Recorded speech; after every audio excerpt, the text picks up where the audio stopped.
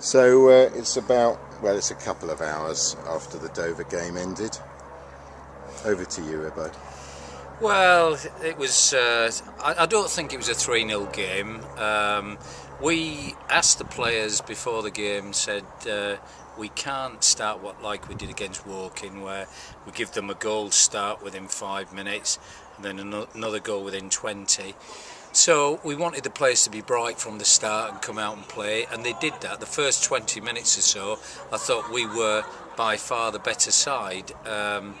We then gave a silly own goal away. Barney will probably he's never done that in his career and probably never will again. His first goal for the club, I believe. First goal for the club. It was a beauty if it had been at the other end, but you know, it's just one of those things. But you could see a few heads dropped. We'd had to bring a few more kids in because we had 3 fitness tests before the game, which were failed by Ross Sutton, Chris Breach and Mark Pullen. So you know, you could see a few heads dropped, and we were a bit disappointed with that half-time because there was no need for that. We were still the better side at that stage, but we stopped playing and allowed them to dominate a little bit.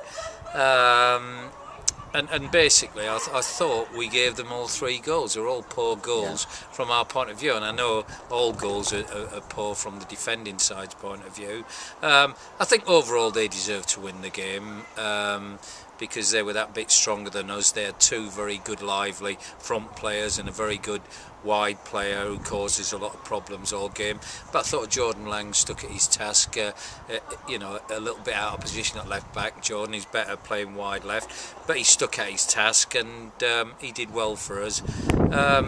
Positives though, David Wheeler got on, had a little run around, and we had the biggest gate of this club has had for a year. Well, I mean, David is a massive positive because he's further on than I thought he was, and you know, we'll involve him again on Monday. Perhaps not start him again on Monday, but get him on for a bit longer. You know, and that is a very big positive. Sonny Cobbs should be back on Monday, which is a big positive. Mark Pullen's a possibility. If Mark's not back on Monday, he should be back on Saturday. So Ross Sutton, I think, is still a bit doubtful. It must be frustrating for you that you haven't been able to put out what would be your first choice 11 yet, not once. Well, that would be frustrating. What is frustrating is that every week we've had at least 4 or 5 out of our first choice 11 not available. But you've got to get on with that, and you've got to look and not use that as an excuse and say, you know, because we have had positives from that. I mean, young Jordan Lang has been probably our best player over the last 2 or 3 games.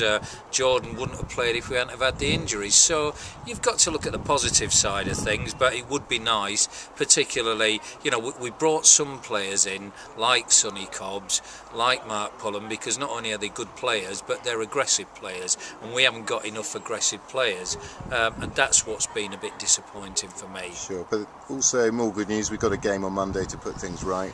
Talk a little bit about Welling away, a tough fixture.